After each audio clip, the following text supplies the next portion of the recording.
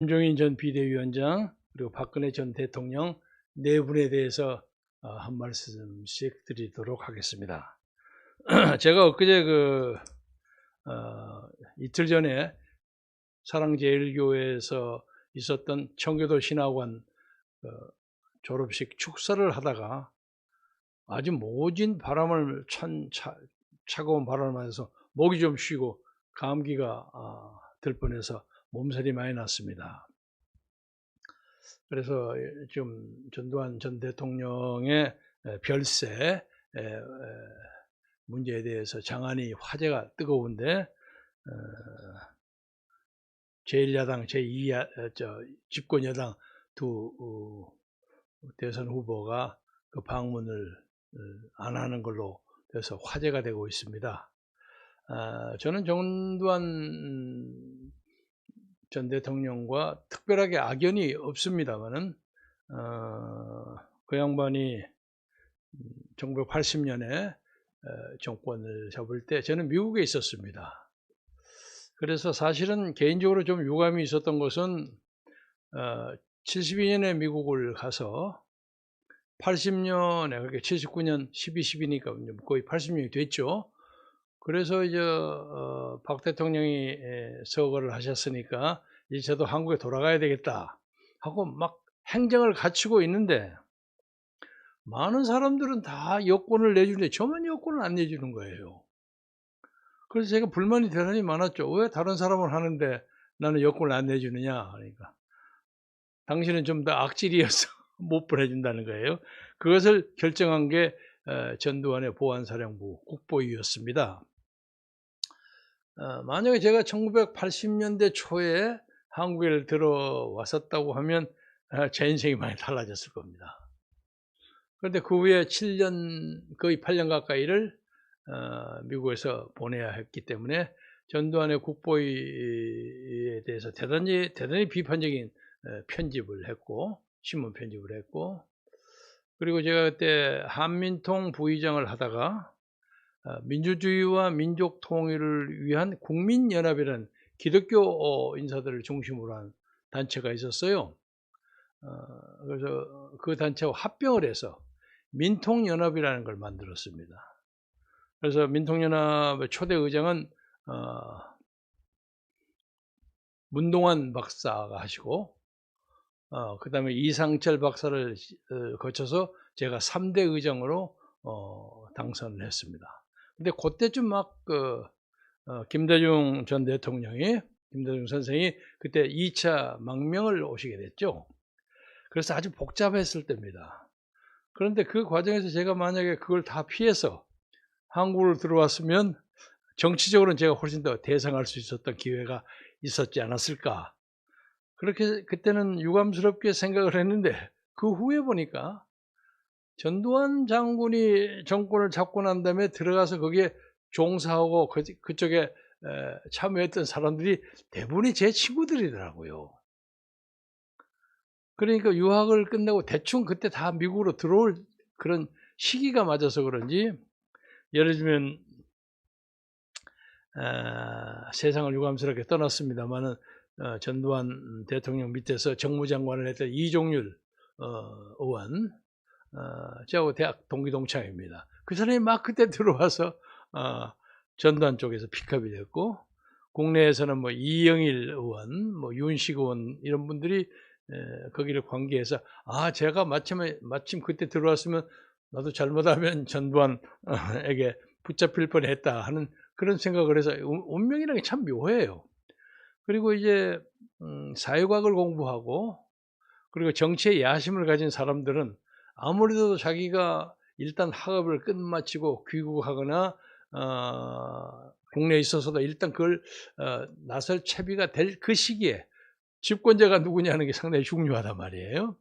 그러니까 당시에 우리 친구들이 대부분이 전두환 쪽으로 막 몰려갔기 때문에 저도 잘못하면 그쪽으로 쓸려가지 않았을까 하는 느낌이 들어요.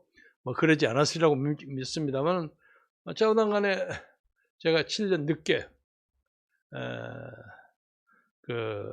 미국에서 머물게 돼서 요새 그 한참 문제가 되는 광주 5.18 민주화 운동에 대해서 제가 현장에 없었습니다.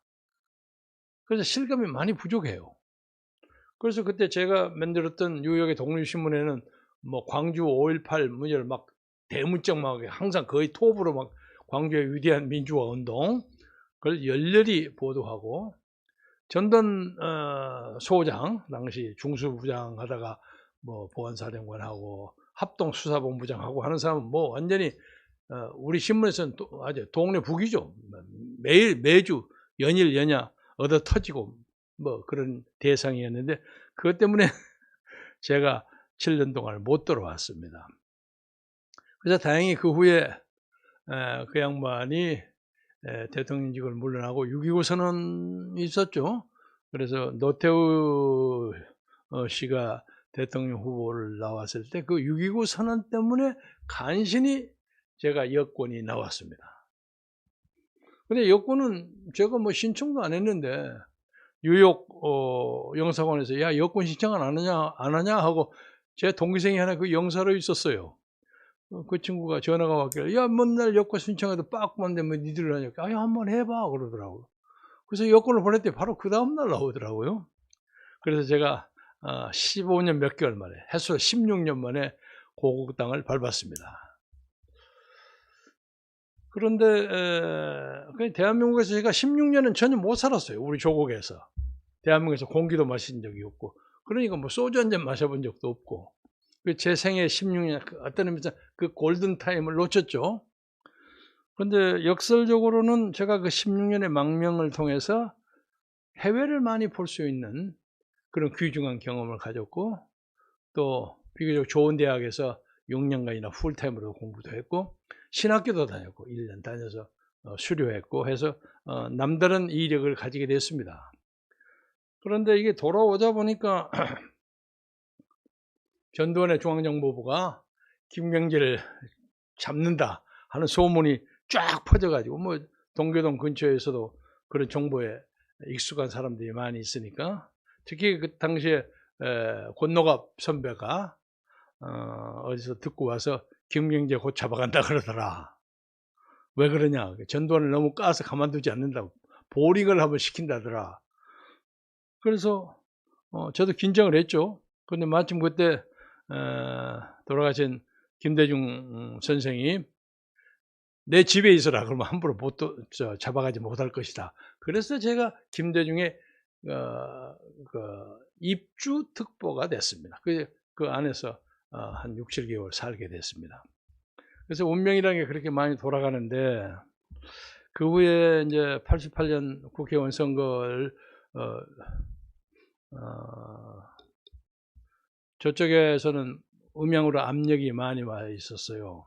너 국회의원 나오면 가만 안 둔다는 압력도 있었고 그래서 제가 여러 가지로 생각을 해서 그 동교동의 김대중 씨는 저를 뭐 시골이나 아니면 그 까치터널이 있는 강서갑군가요? 근데 마침 우리 처가가 거기 있었습니다. 그리 가라고 한 것을 평화민주당을 만들어 가지고 전국에 다 채워지지가 않아요. 그래서 내가 갑자기 뭐 대단한 뭐 사람이라고 외국에서 돌아와서 바로 국회의원 한다는 게 좀 건방져 보이기도 하고 해서 제가 평화민주당이 전혀 가지 않은 강남 갑구를 갔습니다. 강남 갑구. 그러니까 강남 예를 들면 그렇잖아요. 국회의원 선거가 있으면 어떤 좀 좋은 선거구 하나 있으면 그 선거구에 보통 한 10명 정도가 트라이를 합니다.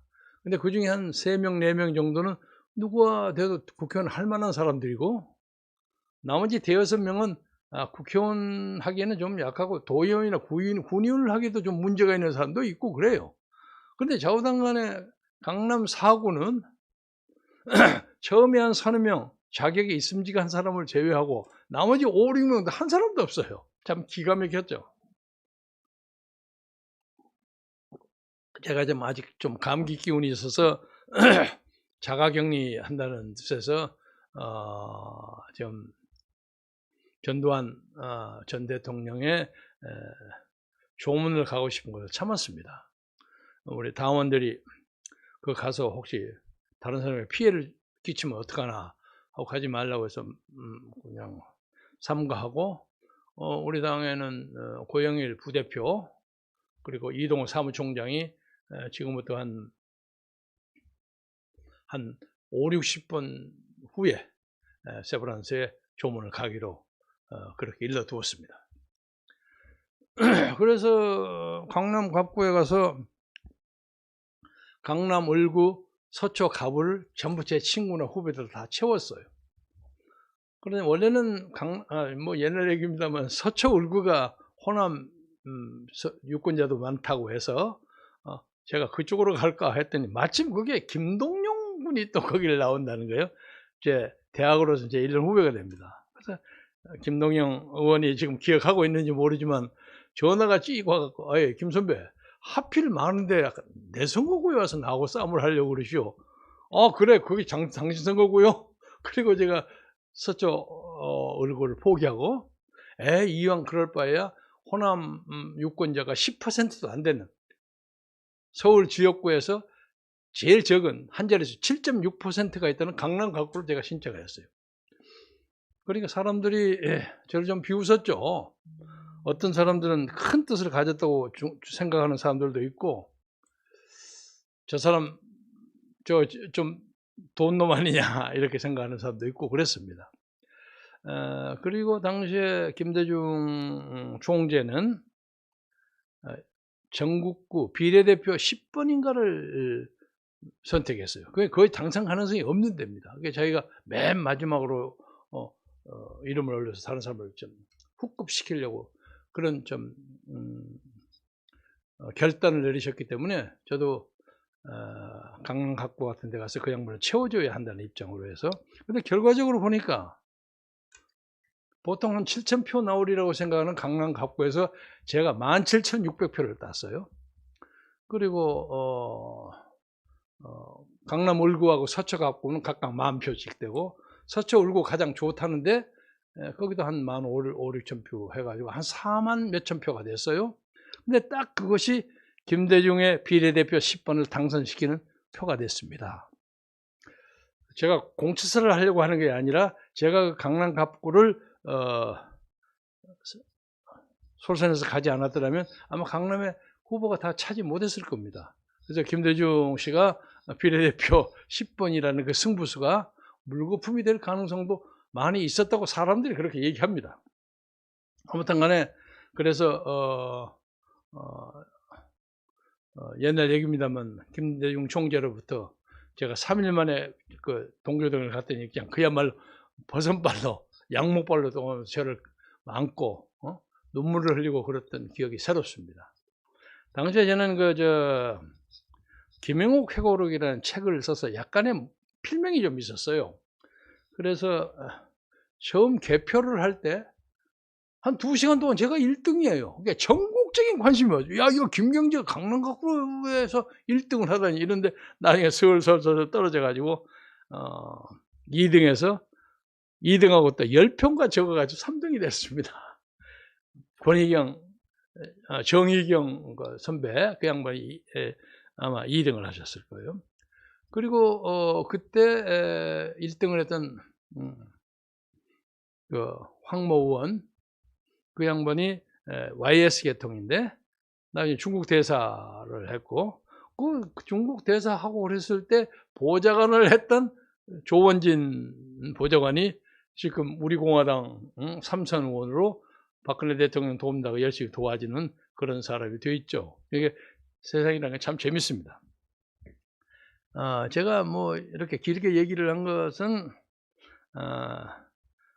전두환 대통령, 전 대통령의 죽음에 한 인간의, 한 사나이의, 한 야심을 가진 사나이의 살, 이것에 대해서 생각해 볼 기회를 가지고자 합니다. 제가 뭐 그렇게 오래 살지는 않았습니다만은 사람이 살다 보니까 신분 여하를 관계없이 특히 남자, 여자도 그러합니다만 특히 남자는 일생에 적어도 2번이나 3번 정도 자기가 탁 새로운 변신과 그래서 에포크 메이킹이라고 할까요? 전환점이 생기는 것 같아요. 그래서 지금 어렵게 고난 속에서 사는 사람들도 노력하면 반드시 자기가 발전할 수 있고 인생의 사다리를 탁 걷어서 올라갈 수 있는 그런 계기가 있으리라고 생각합니다. 적든 크든 간에. 그 말을 그대로 전두환 장군에게 돌려보자면 이분이 12.12 당시에 정치적 혼란 상태를 어느 정도 진정시키고 약간 불안한 요소가 없진 않았지만은 권력을 당시에 최규하 대통령에게 넘기고 자기가 깨끗하게 군 본연의 자세로 돌아가든가 아니면 이미 정치 물을 먹었기 때문에 군으로 가기가 좀 곤란하면 그냥 그때 그냥 은퇴를 하거나 퇴역을 하거나 그랬었다면은 굉장히 위대한 군인으로 칭송받지 않았을까. 그래서 경우에 따라서는 아이젠하워를 막 미국 국민이 불렀던 것처럼 정책 혼란이 막 벌어지면 야 전두환 나와라고 하는 그런 사태가 충분히 가능했었으리라고 생각합니다. 그런데 사람의 이제 참모가 문제인데 그 주변 사람들이 이거 놓치면 안 됩니다 하고 난리를 쳤겠죠. 그러니까 어거지로 좀 무리하게 하다가 우리나라 역사에서 그래도 2번 대통령을 하신 분 아닙니까? 11대 12대 그렇게 했죠. 그러면서도 오늘 저렇게 쓸쓸하게 외롭게 세상을 떠난 걸 보고 참 착잡한 생각이 듭니다. 그리고 이 과정에서 백낙천 교수의 얘기가 전해 들어오는데 그 정반대 진영에 사는 사람들 아닙니까? 그래서 그 양반이 한 사람의 죽음에 대해서 엄숙해야 한다. 경건해야 한다 하는 코멘트를 했다는 얘기를 전해 듣고 저는 백낙천 씨하고 뭐 면식이 별로 없는 분입니다만 아마 모르긴 몰라도 저하고 정치적으로 정반대의 입장에 서 있는 사람입니다만은 그래도 참 인간적인 품격이 있구나 그런 생각을 했습니다. 마찬가지 동일한 논리에서 전두환 전 대통령이 5.18 문제에 대해서 사과도 안 하고 해명도 하지 않고 그랬다고 해서 광주에 많은 사람들이 불만을 가진 것을 이해합니다. 그러나 사람에 대한 평가는 두고 봐야 합니다. 그래서 우리나라 옛날에 그냥 막 옛날에 조선조나 고려조의 모든 역사가 전부 승자의 기록입니다. 그러니까 권력을 잡는 사람이 쓰는 사서에 반대파는 전부 역적으로 몰려요. 심지어 막 묘를 파묘를 해갖고 그냥 그런 잔인한 복수를 하던 그런 전통이 우리 사회에서는 없어졌으면 좋겠어요. 그래서 이 세상이 만약에 거꾸로 되면 오늘 우연히 보니까 김대중 대통령 파묘하라고 누가 청원을 올리고 사람을 모집하고 있더라고요. 그래서 섬찟했어요. 그래서 이렇게 그냥 반대편에 있는 사람을 그냥 죽이고 살리고 해버리는 그런 증오가 끌어난다면 역사에 진보가 없다고 생각합니다.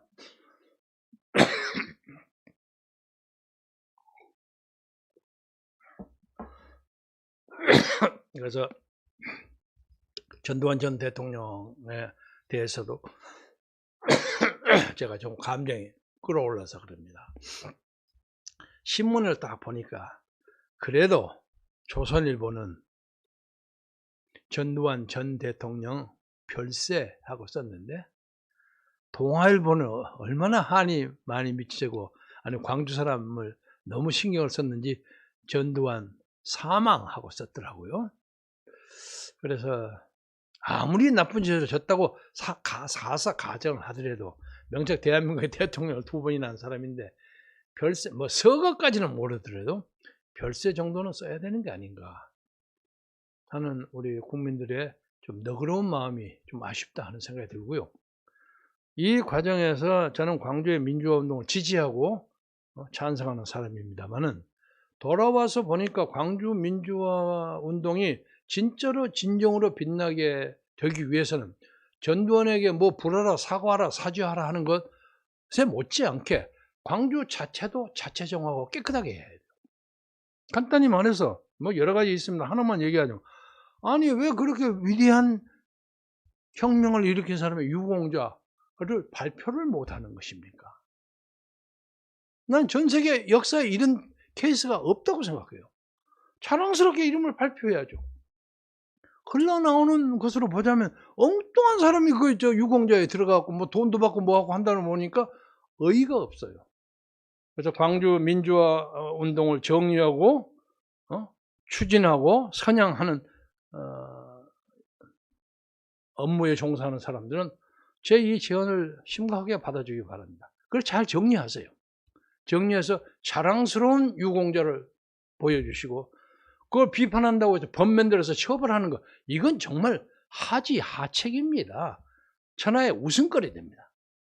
그래서 광주를 진짜로 빛나게 하기 위해서는 전두환의 죽음을 계기로 해서 새롭게 거듭 중생하는 새로운 광주 민주화 운동의 정리 작업에 착수했으면 좋겠다 하는 것이 제 생각입니다.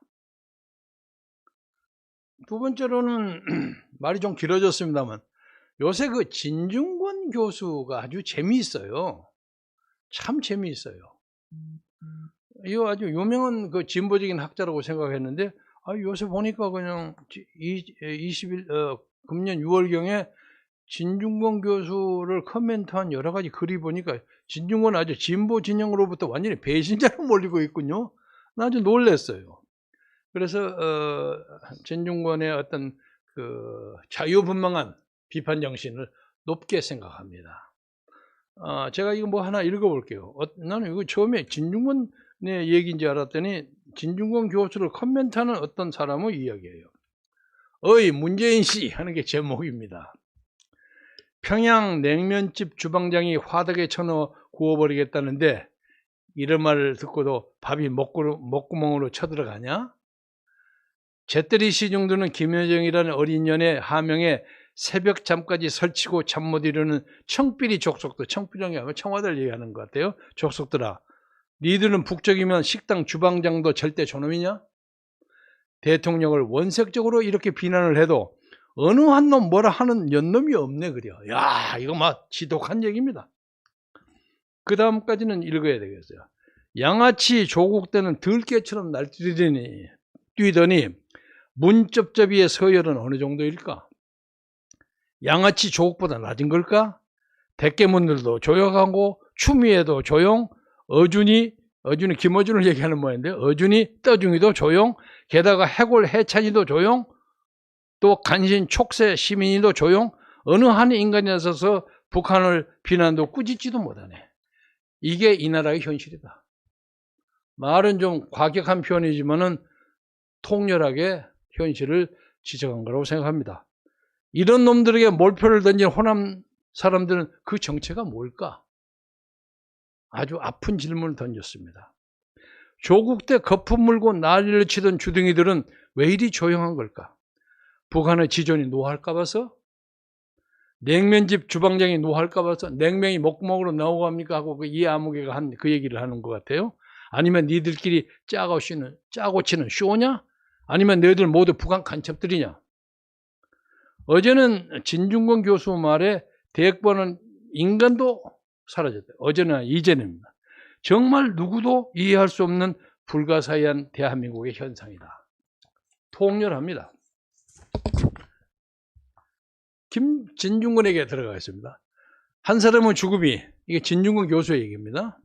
저기 오늘 처음 봤습니다. 한 사람의 죽음이 10조 원의 상속세를 남긴다면 기업인은 확실히 태어나서 죽을 때까지 나라의 보탬이 되는 장사를 하고 간 것이 아닌가. 아마 이건희 회장을 얘기한 것 같아요. 2019년 정부의 예산이 469조 원이었는데 삼성전자의 매출액이 230조 원이었다. 거의 반에 해당합니다. 49% 정도입니다. 한국 정부의 예산의 반을 삼성전자가 장사를 해서 벌어들였다는 얘기입니다.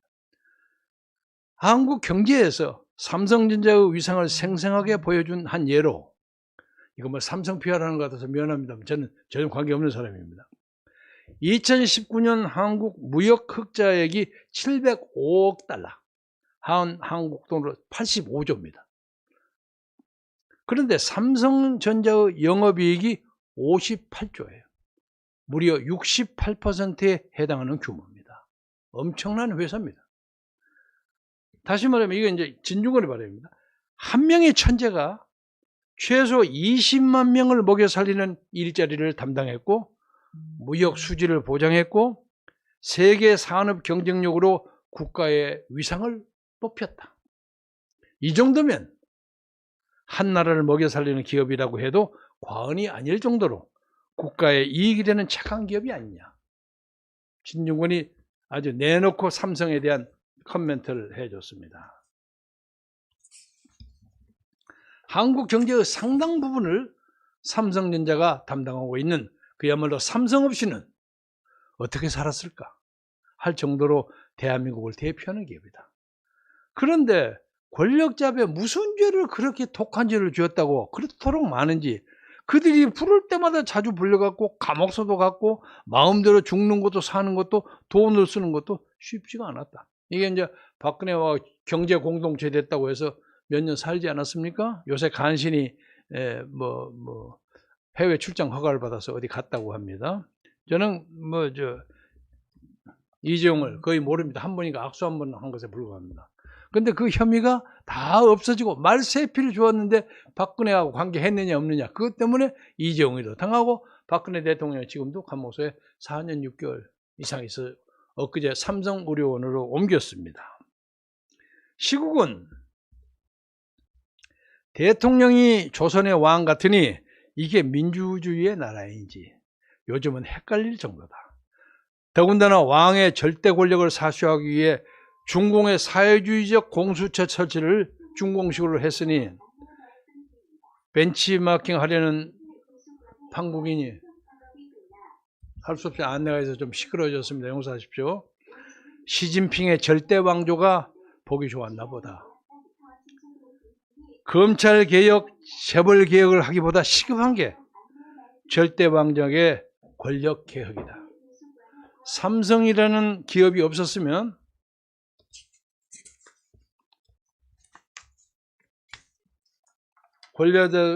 권력자들께서는 어떻게 살았을까? 오늘도 어김없이 악어의 눈물이 흐른다. 제가 미국 가기 전에 경험한 일들인데요. 당시에 국회에서는 그때도 삼성의 사카린 밀수인이 뭐냐고 말이 많았어요. 시끄러웠어요. 또 삼성이 잘못한 것도 많이 있었고, 그러나 삼성의 그 위상은 독보적이었어요. 그런데 국회의원, 특히 야당 국회의원들이 낮에는 국회에서 그냥 막 삼성을 조지는 거죠. 연거푸서 조였어요. 여러 몇 명이 나와서. 저는 정치에 관심이 많았기 때문에 그 국회 방청석에서 많이 들어요. 누가 무슨 얘기고 김영삼 의원이 뭐라 어떻게 하고 김대중 의원이 어쩌고 다 알아요. 무슨 누구야 이웅재 의원이 그렇게 하고 다 알아요. 근데 그 사람들 밤에는 전부 삼성들 만나서 돈 받습니다. 소문이 파다해요. 그러니까 그걸 아는 기자들이 야당만들 비난하고 조롱하고 그런 것을 제가 많이 보았습니다.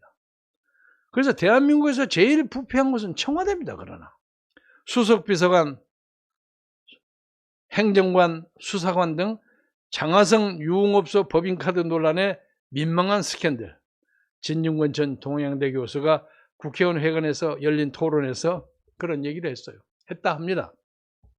저도 오늘 처음 들었습니다. 대한민국에서 제일 부패한 곳은 청와대라고 했습니다.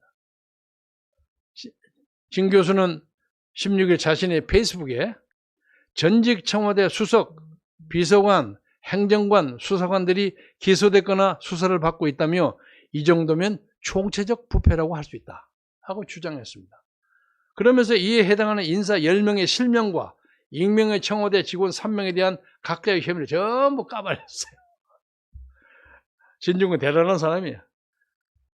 진정 교수는 언제 이런 적이 있었던 거라며 대한민국에서 가장 부패한 집단이 개혁하겠다고 칼을 들었으니 나라가 이 모양 이 꼴이 된 것이다. 진중권은 또 다른 것을 통해서 룸사롱식 영업을 하는 유흥업소에 법인카드 7천만 원 가량을 사용한 고려대 교수 12명 중에 장하성 주중대사 전 청와대 정책실장이 포함됐다는 기사를 언급하면 이건 또 얼마나 민망한 스캔들이냐 이렇게 또 얘기를 했더라고요. 그래서 진중권의 이 고발 정신을 높게 평가합니다. 욕심이 많이 나는 사람입니다. 그러나 내가 진중 교수에게 칭찬만 했으니까 좀 비판도 하나 해야 되겠어요. 영어에 fetishism이라는 말이 있습니다. 그것이 비평가들이 어떤 문제를 잡아가고 조그만 아주 트리비얼한 거 적은 걸 잡아가 그걸 막 천착하면서 까는 비판하는 그런 겁니다. 작은 소재에 매달리는 그 사변적 논설과 가십을 즐기는 사람들, 뭐 교수나 문학평론가나 기자나 이런 사람들에게 제가 권하고 싶은 것은 좀 큰 것을 보아라. 역사와 세계를 좀 봐라. 왜 진중권이나 이런 사람들은 이렇게 한국 문제에 대해서 그렇게 시시콜콜 날카롭게 비판을 하면서 왜 북한에 대해서는 한마디도 안 하느냐. 진중권이가 노골적으로 이렇게 사회비평에 나오는 것은 동양대 교수 시절에 조국 청와대 수석의 부인 정경심 씨하고 같이 근무를 하다가 거기서 좀 의의가 좀 틀어진 모양이에요. 인간적으로는 갈등이 있었어. 그래서 조국 비판으로부터 시작해서 그 사람의 입에 참았던 입이 터져버린 겁니다. 그래서 조국을 까는 것을 왜 김정은과 시진핑은 못 갔냐. 특히 예를 하나 들자면 유엔에서는 매년 거의 매년 한두 번 빠졌나 어쨌나 모르겠지만 거의 매년 북한에 대한 인권 결의안이 나옵니다. 그게 우리가 하는 것이 아니라 국제인권단체에서 북한의 그 참혹한 인권 문제에 대해서 개선하라고 이것을 유엔의 이름으로 압력을 넣기 위해서 개정안이 나와요. 근데 이 문재인 정권은 우리의 동족인 북한의 2,400만 주민들의 인권이 계약되고 더 나빠지고 가난하고 솔제니친의 그 수용소 군도에 못지않게 막 기아에 300만 명이 목숨을 잃었고 이런 참상에 대해서는 모른 죄예요. 그리고 유엔 결의안을 찬성을 하지는 못해서 부결을 하거나 거부하거나 아니면 빠져버려요. 어떤 경우는 북한에 물어요. 이거 찬성하기 곤란하니까 적당히 이렇게 하는 게 되는 겁니다. 이런 상의를 하고 있어요. 이 문재인 정권이 아주 기가 막힌 정권이에요. 그런데 그 사람들이 그렇다 치더라도 문재인은 그런다고 치더라도 왜 진중권 같은 사람은 조국이 이렇게 근사하게 까고 이건희 삼성 그렇게 치기 올려서 또 삼성으로부터 무슨 찬사와 박수를 받을지는 모르겠으나 당연한 거지만 왜 이 북한의 인권 문제에 대해서는 한마디도 안 하는 거야. 그렇죠? 조그만 걸 아우성 치면서 죽는 건 안 보는 거예요. 그래서 제가 몇 차례 얘기했습니다. 네 비슷한 사람들 한 100여 명 모아가지고 북한의 인권에 대해서 강력하게 비판하는 성명서 한번 내봐라. 김정은이가 깜짝 놀랄 것이다. 북한의 인권이 개선될 것이다. 그런데 지금까지 소식이 없습니다. 그래서 진중권의 파이팅을 촉구하면서 앞으로 대한민국에 더 많은 사람들의 감동을 받을 수 있는 큰 역사적 안목에서 평론과 사색과 논설을 했으면 좋겠다. 이런 말씀을 하나 드리고요. 조금 쉬었다가 이제 다음 얘기를 하겠습니다. 요새 이제 국민의힘 선거대책위원회가 왔다 갔다 하는데 이제 주인공이 김종인이죠. 김종인 전 비대위원장인데 저는 잘하는 사람입니다. 그 양반의 행각도 잘 알고 그 양반의 속이 뭐 있는지도 비교적 아마 어떤 경우에는 그 본인보다 내가 더 잘 알 수 있습니다. 옛날 민주당에서 저는 최고위원회고 그 양반 비례대표로 들어온 사람이고 그래서 뭐 요새 조용한 사람 얘기 들먹여서 미안합니다만 당시에 대표가 조순영 의원이었어요. 조순영 의원인데 조병옥 씨 아드님 아닙니까? 조윤영 씨의 동생이고 굉장히 순수하고 의정활동에 아주 철저하고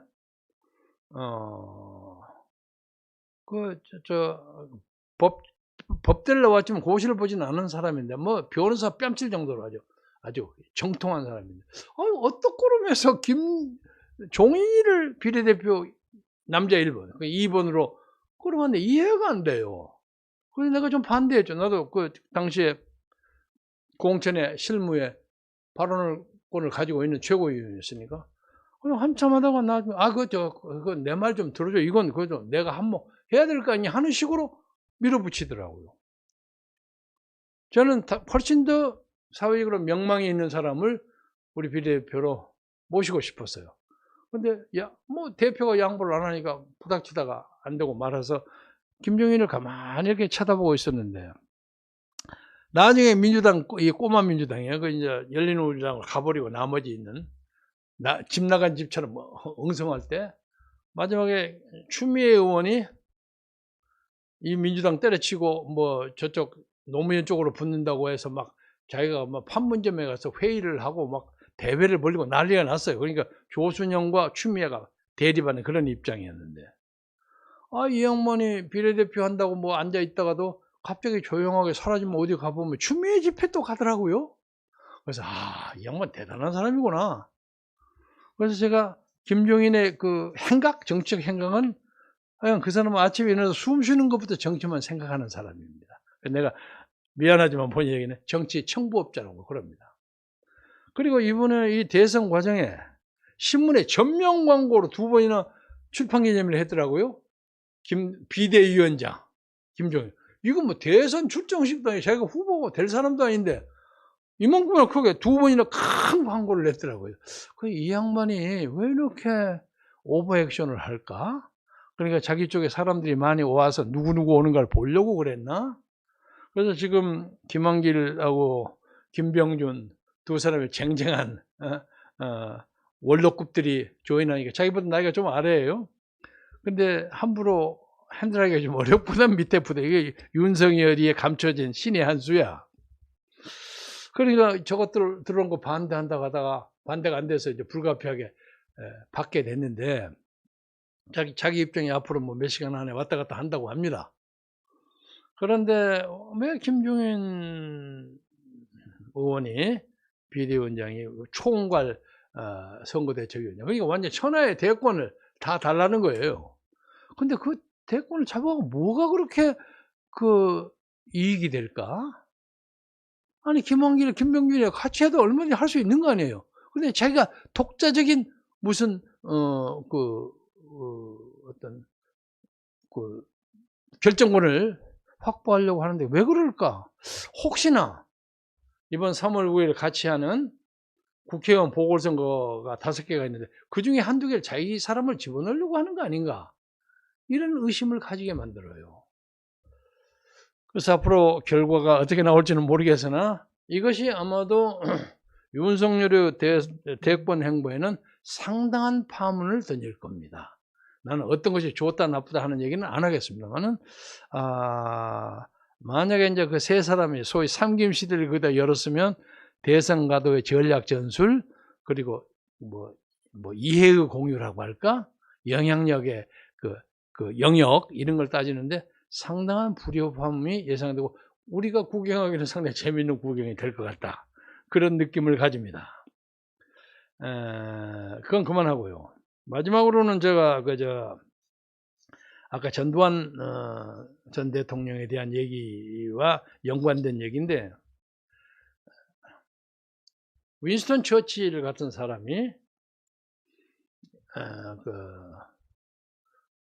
아주 명문 가족에서 태어났기 때문에 당시에 이제 1900년이 들어서기 전에, 20세기 오기 직전에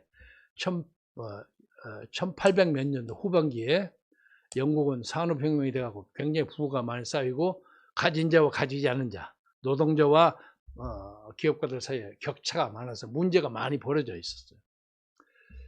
그래서 그때 토마스 페인의 공상적 사회주의도 나오고 그랬을 때입니다. 그런데 이제 윈스턴 처칠은 부유층, 편안한 집안의 상층의 출신이었기 때문에 자동적으로 보수당으로 출마를 했습니다. 이 양반이 1874년에 11월 30일 날 태어나서 1965년까지 살았습니다. 그래서 1900년에 보수당을 출마해서 방년 25세에 하원 의원에 당선했어요.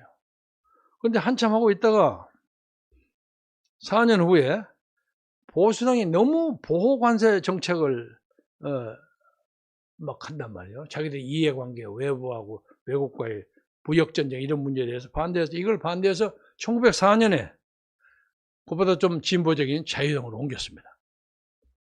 자유당에서 막 대환영을 하고 받았죠. 윈스턴 처칠이 큰 거물이니까. 그로부터 2년 후인 1906년에 자유당이 내각을 구성해서 그때 벌써 그러니까 이 양반이 자유당으로 옮기는 것은 자유당이 앞으로 정권을 잡을지도 모른다는 생각을 했기 때문에 그랬겠죠. 노동자들의 힘을 받아서. 그래서 자유당 내각의 통상장관, 식민장관, 해군장관, 영급파 승승장구를 했습니다. 그러니까 이 양반은 철저한 자유무역주의자예요. 그리고 기득권의 여론인 보호무역에 찬성하는 보수당을 과감히 버리고 자유당으로 옮겼는데, 근데 한참 그러고 잘 지내다가 또 소련과 공산주의에 대한 반감, 또 노동운동이 너무 지나친다는 것에 대한 의구심, 요새 좀 우리나라에서 민주노총이 너무 지나치게 뭐 한다는 데 대한 비판이 있지 않습니까? 그런 것 같아요. 그래서 그냥 자유당이 지리멸렬해졌어요. 그래서 1924년에 보수당으로 다시 복귀합니다. 그러니까 자유당으로 들어가서 자유당에서 20년 동안 해먹을 거 다 해먹고 거기에서 그냥 노동조합이 떠들고 하는 게 진절머리 나와서 20년 후인 1924년에 또 보수당으로 돌아와서 보수당이 또 그때 정권을 잡았어요. 그러니까 이 사람이 정권을 잡는 걸 따라가면서 하는 것 같아요. 뭐 김정일하고 좀 비슷한 생각이 들기도 하고. 그래서 내각의 재무장관에 대해서 이제는 자유무역주의를 주장하고 1926년 총파업 때는 강경하게 노동조합을 탄압합니다. 휘어잡습니다. 그리고 그때 휘어잡지 않았으면 영국의 사회가 미중유의 혼란에 떨어졌을지도 모른다는 후일의 역사가들의 평이 있기 때문에 당시에 노동조합을 강경하게 잡았던 처칠은 긍정적으로 평가받습니다. 그러다가 20년을 거기서 또 보내고 2차 대전 중에는 나이 70이 돼서 영국 보수당의 총리가 됩니다. 총리가 돼서 스탈린, 루즈벨트 이런 사람과 같이 2차 대전을 승리로 이끌어서 영국의 불멸의 정치인이 됐습니다. 그래서 아마 사람들이 이렇게 살다 보면 이렇게 젊어서는 좀 진보적이다가 아까 진중권이처럼 점점 좀 보수화되는 것 같아요. 저도 일부러 핑계를 대려고 그런 것은 아닙니다만 가끔 제가 감히 윈스턴 처칠에 비할 수가 있겠습니까만은 저도 학생 시절에도 그래도 자유주의자였으면서도 진보적인 사람에 대한 이해와 공감은 꽤 많았습니다. 그러나 저는 가문이나 뭐 한 것이 거기하고 전혀 관계가 없었기 때문에 한 번도 그쪽 서클에 가담해 본 적이 없습니다. 그리고 저는 여순 반란 사건 때 국군하고 반란군 세력들하고 김지회 일당하고 그냥 밤새 총격전을 벌이는 거죠. 밑에서 불 왔다 갔다 한 걸 다 쳐다보고 저 사람들이 왜 저렇게 싸움하지? 이런 생각을 마주 하는 민족의 어떤 분쟁의 현장에서 많이 살았습니다. 그런데 이거 솔직하게 고백을 하자면 해방이 되기 전까지 일본 제국주의에서 살았기 때문에 그런 것으로 보입니다만은 많은 사람들이요 좌익을 굉장히 고상한 사람으로 생각했어요. 그리고 우익하는 놈들은 저 소작 나부랭이나 일본 친일파 따까리나 이런 것이 우익을 하는 걸 생각했어요. 그런 경우가 많았습니다. 그렇기 때문에 해방 직후에 박헌영이가 이승만과 김구의 이름을 팔기는 했지만은 인민공화국 자기의 인민공화국을 주민의 76%인가 78%의 지지를 만들어서 인공을 만들어 놨어요. 세상에 그렇게 됐는데, 그리고 당시에 공산주의 운동을 하는 사람들의 미담이 많이 돌아다녔어요. 사실인지 어쩐지 모르지만 뭐 이름을 안 들겠습니다만 이만석을 가진 어떤 부자의 아들이 사회주의를 해갖고 자기 아버지 유산을 받자마자 그걸 전부 그 소작인들에게 다 나누어주고 자기는 한 푼도 없이 중국으로 뭐 독립운동을 하러 떠났다. 그리고 나머지 돈은 전부 독립운동에 바쳤다. 그런 믿음이 많았습니다. 그래서 우리는 좌파들은 상당히 고상한 사람들이고 우파는 전부 일본의 따까리들이나 수호작 욕심 많은 지주들의 하수인이라고 생각하는 분위기가 적어도 남도에는 꽤 많았습니다. 충청도, 전라도, 경상도는 또 북도는 밭이 많지 않아서 좀 적습니다. 그래서 경상남도, 전라남북도, 충청도에는 그런 경우가 많았는데 한참 지나다 보니까 아니 이 좌익이야말로 진짜로 뭐 해먹는데 이력이 있는 사람들이야. 그래서 하는 거 보세요. 대장동도 그러하고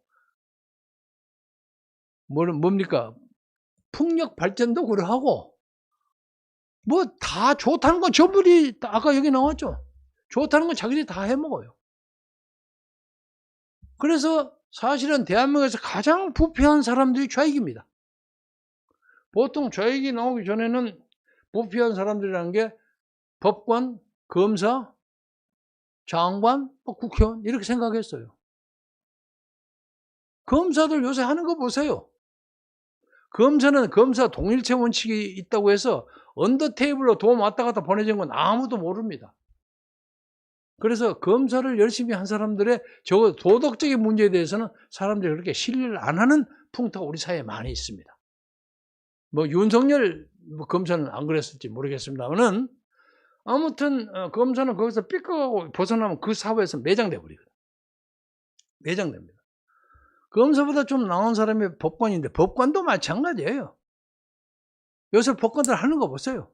대장동 의혹하는 걸 하다가 적당한 시간 질질 끌고 이재명이라는 사람이 보통 머리가 좋은 사람이 아니거든. 이제 특검 받자. 그리고 가는 곳마다 절하고 자기가 국가를 위해서 그 많은 돈을 벌었다고 주장했던 사람이 성남시를 위해서 그렇게 잘했다는 사람이 무조건 잘못했습니다. 비리고 읍소작전으로 나와요. 그리고 특검합시다. 받겠습니다. 왜? 특검을 하면 또 특검 검찰관 만들고 뭐 하면 시간 걸려가지고 선거 3월 9일까지 아무것도 못해요. 찔려. 그걸 피하는 방법입니다. 이재명이가 자기를 모든 걸 털고 자신 있게 특검하게 맡긴다는 뜻이 아니라 이 사건을 대통령 선거가 있을 때까지 위야무야 우물우물하고 끌고 가겠다는 저입니다. 그리고 다음 말씀드린 것은 맞는지 틀린지 좀 자신이 없습니다만 이재명이가 민주당을 개조하겠다고 나왔단 말이야. 민주당을 이재명의 민주당으로 끌겠다. 아유 참신하죠. 그러나 저는 이것을 민주당의 주류를 이루고 있는 많은 사람들이 이재명이하고 좀 곤란하다 하고 따라오지를 않아요. 그러니까 이걸 이념적으로 봐서는 이재명은 한 총련이 배후에서 바치고 있습니다. 그리고 그가 경기지사를 하는 동안에 구체적으로 예를 다 들 수는 없지만은 자료는 있지만은 지금은 여기서 매거할 수는 없지만은 중요한 사람들을 중요한 자리에 박아서 배치해가지고 다 이익을 보게 만들고 그걸 가지고 자기의 도정을 끌어가는데 자기를 지원하도록 만드는 대단한 그야말로 굉장한 용인수를 발휘했어요.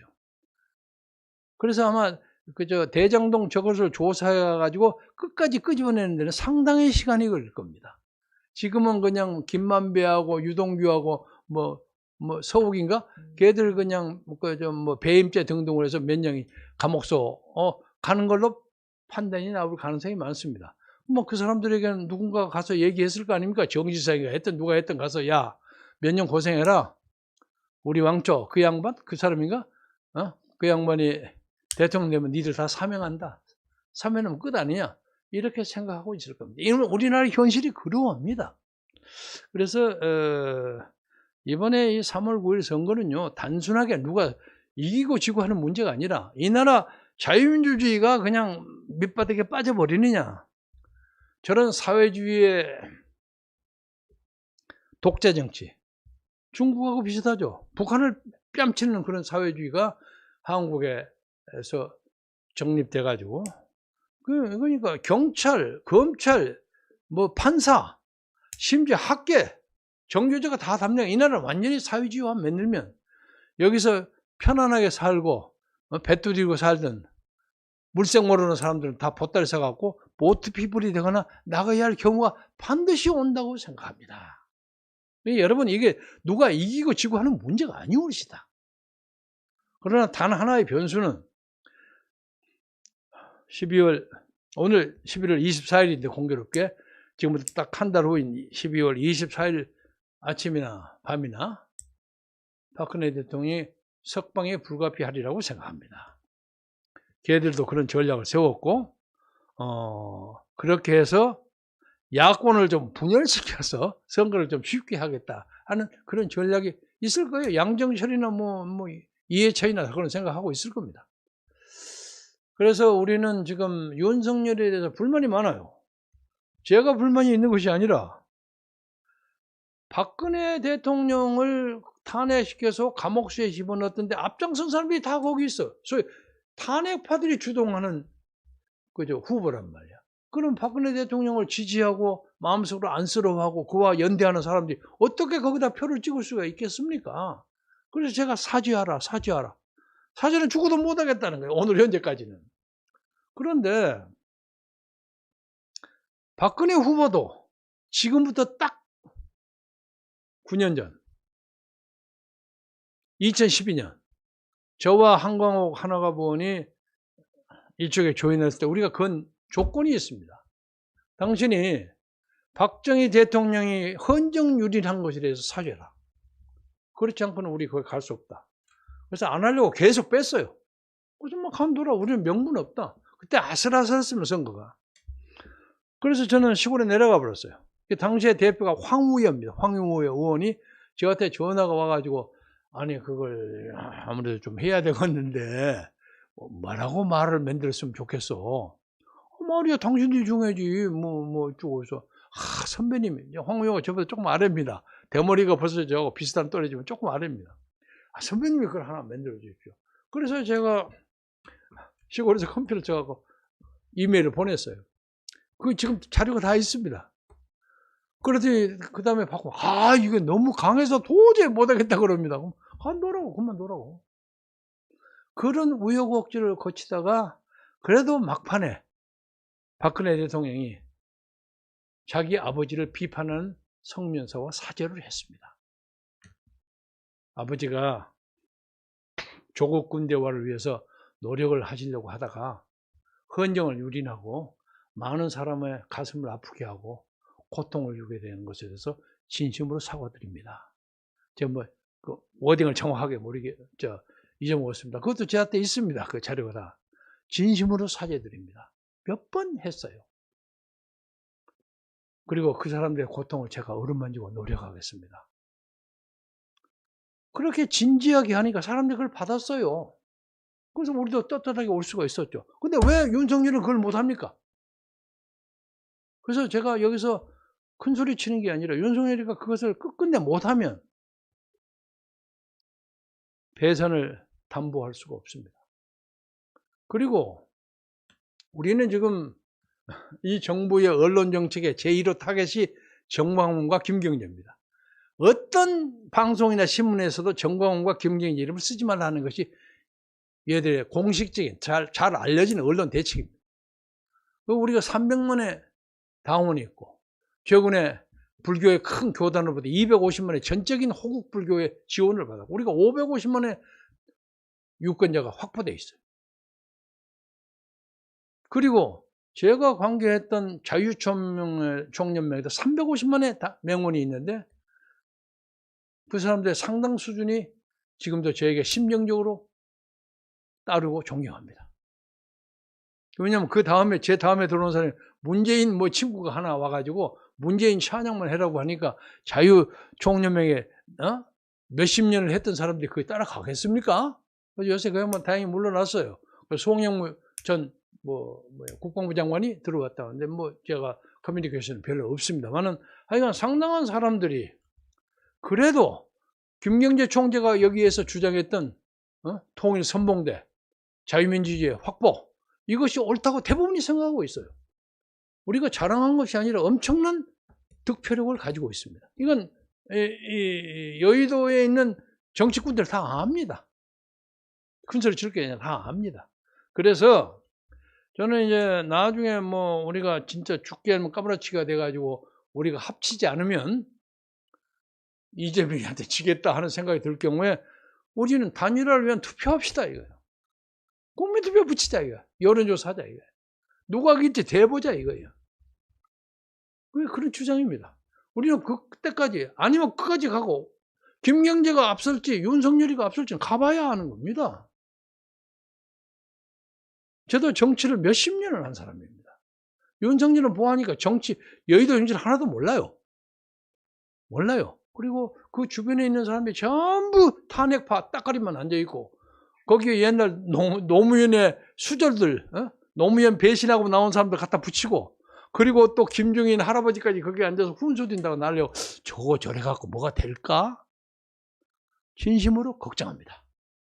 그래서 국민 여러분 그리고 당원문 여러분 낙심하지 마시고 우리에게는 자유민주주의 세력을 지키고 자유시장경제를 지키고 한미 동맹을 강화하고 국방을 강화해서 북한의 김정일을 제압할 수 있는 그러나 그들이 사죄하고 커밍아웃 하면 통일에 대해서 진짜로 깜짝 놀랄 만큼 좋은 프로그램을 우리가 다 가지고 있습니다. 아직 공개는 안 합니다만은 제가 대선 후보의 무슨 합동 토론회에 나가서 말할 수 있는 기회가 되면 하겠습니다. 근데 이 사람들이 지금 대한민국의 전체의 여론조사 기관이 전부 정부에서 컨트롤하고 있습니다. KSOI 하는 걸 완전히 내놓고 그쪽 신정부 하는 사람들이고 그래서 일정한 여론조사 조작을 딱 해가지고 그 이하하면 못 들어간다고 해서 저를 배제시키려고 노력하는 중입니다.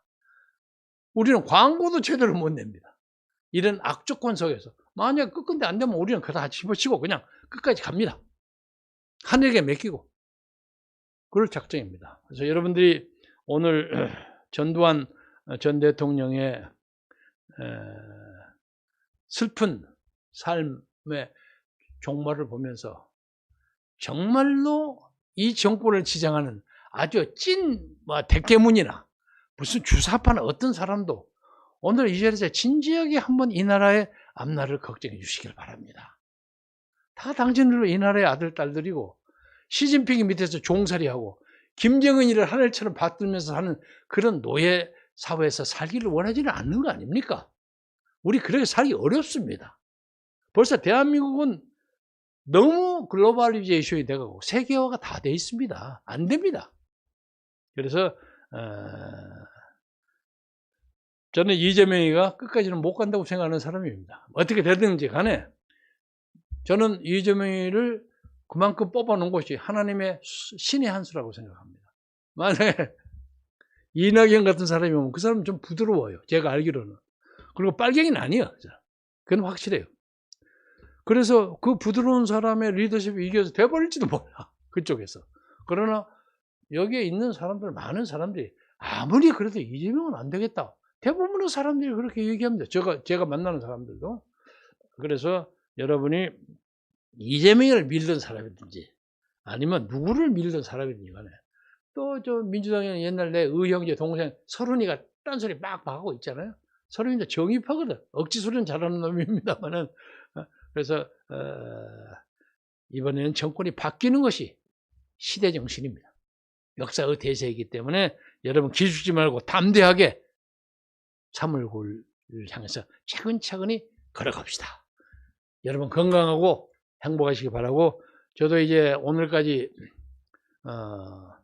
자가규제 하다가 오늘 아침에 제가 색강을 좀 돌았어요. 돌았더니 좀 콜록콜록하긴 했지만 아까 맨 처음 그 하얀 독구리 입고 찍었던 것이 제가 거기서 찍은 사진입니다. 근데 살이 많이 쪄 보이는데 뭐 건강은 좋습니다. 여러분을 위해서 봉사할 정신적, 육체적 준비가 충분히 되어 있다는 것을 말씀드리면서 좀 길었습니다만 양해해 주시기 바랍니다. 여러분 건강하십시오. 고맙습니다.